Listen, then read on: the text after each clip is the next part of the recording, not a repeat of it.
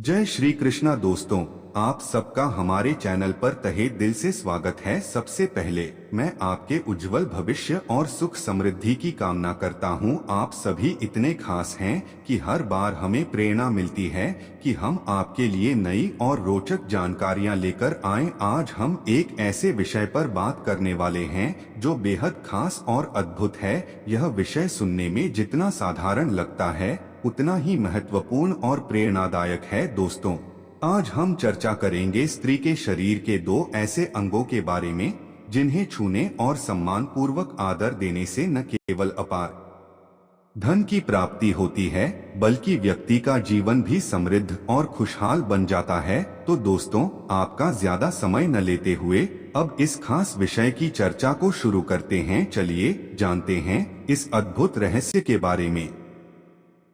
तो दोस्तों, अगर आप हमारे चैनल पर नए हैं तो हमें आपका साथ चाहिए। हमारे चैनल को सब्सक्राइब करें और इस वीडियो को लाइक करना न भूलें। इससे न केवल हमें प्रेरणा मिलेगी बल्कि हमारी हर नई और रोचक वीडियो सबसे पहले आप तक पहुंचेगी। हम आपके साथ मिलकर और भी बेहतरीन जानकारियां साझा करते रहेंगे। इस कथा का संवाद भोलेनाथ और गरुड़ देव जी करते हैं। तो चलिए मित्रों, इस कथा को शुरू करते हैं।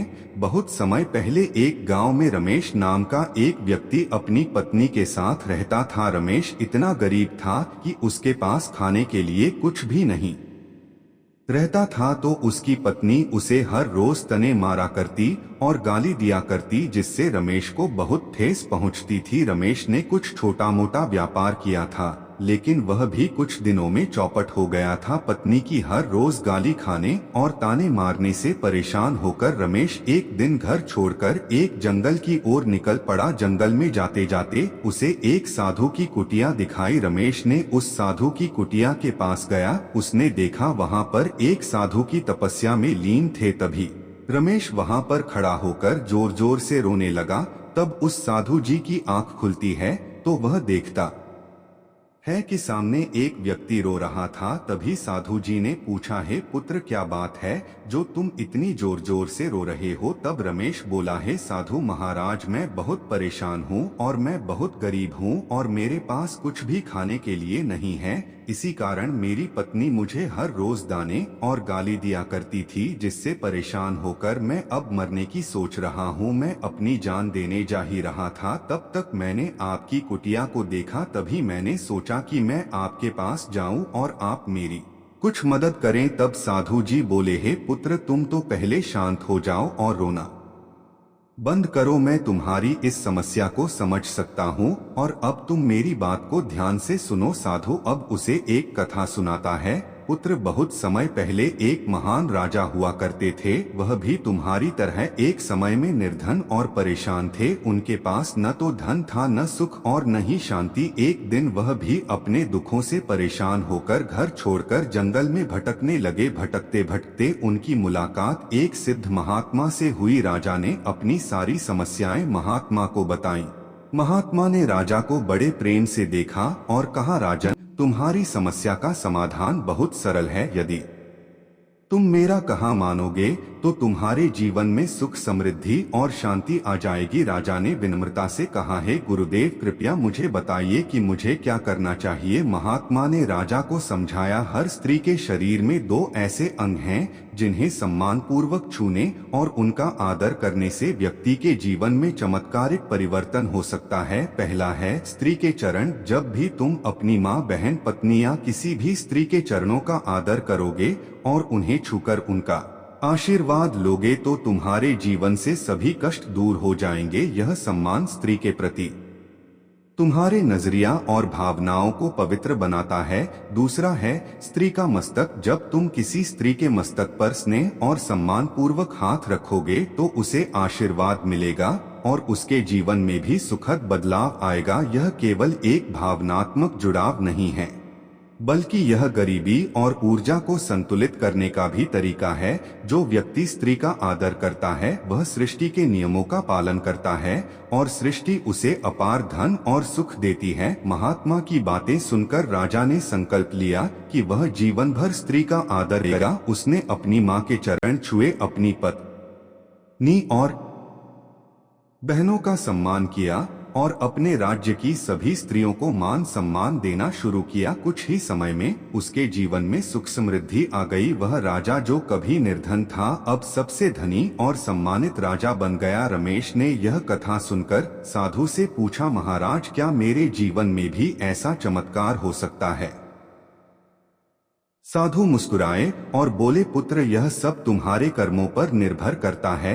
यदि तुम आज से ही स्त्री का आदर करना शुरू कर दोगे तो तुम्हारे जीवन में भी सुख और समृद्धि आ जाएगी। सबसे पहले अपनी पत्नी के चरण छूकर उससे क्षमा मांगो, उसे प्रेम और सम्मान दो। उसके बाद अपने हर रिश्ते में स्त्रियों को मान सम्मान दो, तुम्हारे जीवन में बदलाव अवश्य आएगा। रमेश ने साधु की बातों को अपने मन में उतार लिया। वह घर वापस गया और सबसे पहले अपनी पत्नी के चरण छूकर उससे क्षमा मांगी। उसने वादा किया कि वह अब से अपने जीवन में सकारात्मक बदलाव लाएगा। उसकी पत्नी ने भी उसकी भावनाओं को समझा और उसे माफ कर दिया। धीरे धीरे रमेश ने अपने जीवन को सकारात्मकता से भर लिया। उसने मेहनत और लगन से काम किया और कुछ ही समय में उसका व्यापार फिर से चल पड़ा। अब उसका जीवन खुशहाल हो गया था। रमेश ने साधु महाराज की बातों को अपने जीवन का मार्गदर्शक बना लिया। वह अब समझ चुका था कि जीवन में सच्ची समृद्धि केवल मेहनत और सकारात्मक दृष्टिकोण से ही संभव है। सबसे पहले उसने अपनी पत्नी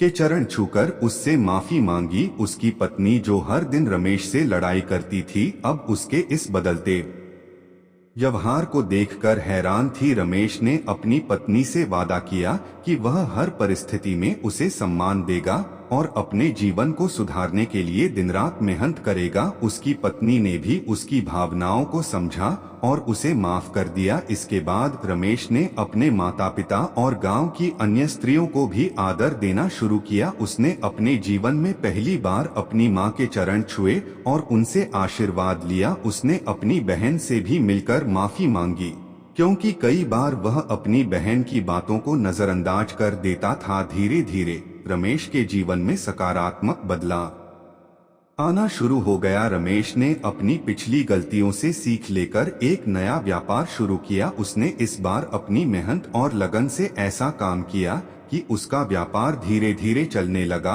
वह अपने ग्राहकों के साथ ईमानदारी और सच्चाई से पेश आता था जिससे लोग उस पर विश्वास करने लगे। उसकी पत्नी भी उसकी मदद करने लगी और दोनों ने मिलकर अपने जीवन को नई दिशा दी। कुछ महीनों में रमेश की आर्थिक स्थिति बेहतर हो गई। उसने अपना कर्ज चुकाया और अपने घर को फिर से सजाया। अब उसके घर में खुशी और शांति का माहौल था। जो लोग पहले रमेश को उसकी गरीबी के कारण ताने मारते थे वही लोग अब उसकी प्रशंसा करने लगे। गांव के लोग जो पहले रमेश और उसकी पत्नी को लड़ते हुए देखकर उनका मजाक उड़ाते थे अब उनके खुशहाल जीवन को देखकर गर्व महसूस करने लगे। हर कोई यह सोचता था कि रमेश ने अपने जीवन में जो बदलाव लाए हैं वह सभी के लिए प्रेरणा है।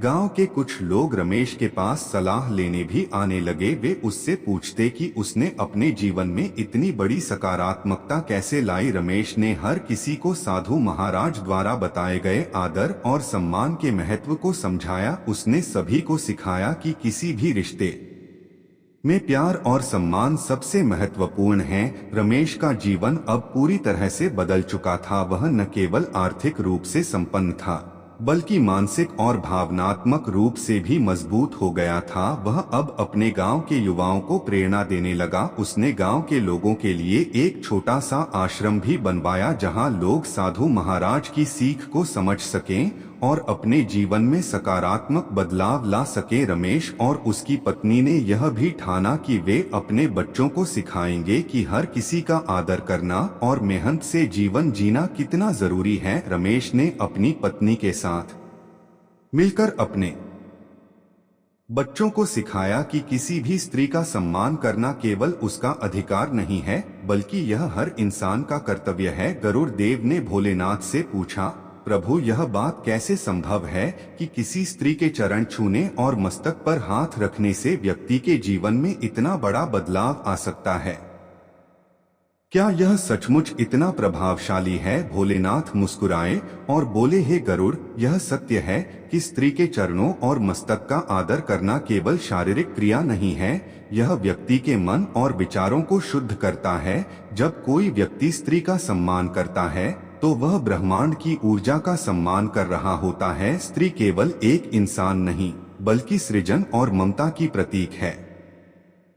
उसके चरणों का स्पर्श और मस्तक पर हाथ रखना उस सम्मान का प्रतीक है जो सृष्टि ने उसे प्रदान किया है। गरुड़ ने फिर पूछा, लेकिन प्रभु, आज के समय में लोग इस बात को क्यों नहीं समझते? वे स्त्रियों को कमजोर समझते हैं और उनका अपमान करते हैं।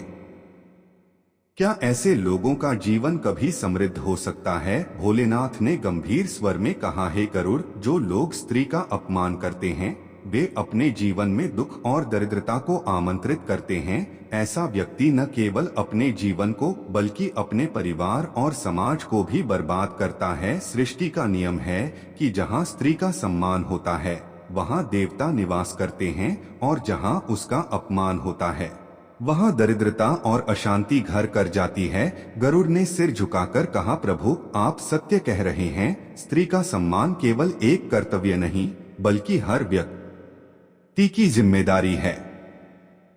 लेकिन क्या यह नियम केवल महिलाओं के लिए ही है या हर इंसान का सम्मान करना भी उतना ही जरूरी है? भोलेनाथ ने हंसते हुए कहा, हे गरुड़, सृष्टि का हर जीव आदर के योग्य है, लेकिन स्त्री को विशेष सम्मान इसलिए दिया गया है क्योंकि वह सृजन करता है। वह माँ है, बहन है, पत्नी है और बेटी है। उसके बिना यह संसार अधूरा है।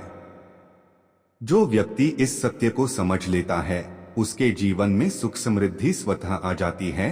जंगल में रमेश ने जब साधु महाराज से यह सारी बातें सुनी तो उसे ऐसा महसूस हुआ मानो उसके जीवन का सारा अंधकार दूर हो गया हो।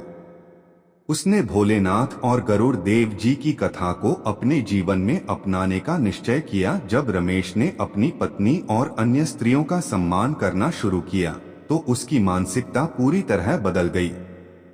अब वह हर स्त्री में सृजन और ममता की शक्ति को देखने लगा। उसने महसूस किया कि जब हम किसी का सम्मान करते हैं तो हमारी आत्मा भी शुद्ध हो जाती है। रमेश ने गांव वालों के सामने एक उदाहरण प्रस्तुत किया। वह उन सभी से कहता, मुझे जीवन में जो कुछ भी मिला है वह केवल स्त्री के आदर और सम्मान के कारण संभव हुआ है। अगर आप भी अपने जीवन में बदलाव चाहते हैं तो सबसे पहले अपनी माँ, पत्नी, बहन और हर स्त्री का आदर करना शुरू करें। यह केवल उनका अधिकार नहीं बल्कि सृष्टि के प्रति आपका कर्तव्य है। गांव के लोग रमेश की बातों से बहुत प्रभावित हुए। उन्होंने अपने घरों में स्त्रियों का आदर करना शुरू किया। गांव में जो लोग पहले आपस में लड़ाई झगड़ा करते थे वे अब शांति से रहने लगे। गांव का माहौल पूरी तरह बदल गया। कथा के अंत में भोलेनाथ ने गरुड़ देव से कहा, हे गरुड़, याद रखो, जीवन में धन, सुख और समृद्धि केवल बाहरी चीजें नहीं हैं। सच्ची समृद्धि तब मिलती है जब व्यक्ति के मन में शांति और संतोष हो। यह तभी संभव है जब वह अपने चारों ओर के लोगों का आदर और सम्मान करे। स्त्री का सम्मान इस यात्रा का पहला कदम है। इस कथा से हमें यह सीखने को मिलता है कि स्त्री का सम्मान न केवल हमारे रिश्तों को मजबूत बनाता है बल्कि हमारे जीवन को भी सफल और समृद्ध बनाता है। अगर आपको यह कथा अच्छी लगी हो तो इसे लाइक और शेयर जरूर करें। हमारे चैनल को सब्सक्राइब करें और हमें प्रोत्साहित करें कि हम आपके लिए ऐसी और प्रेरणादायक कहानियां लाते रहें। जय श्री कृष्ण।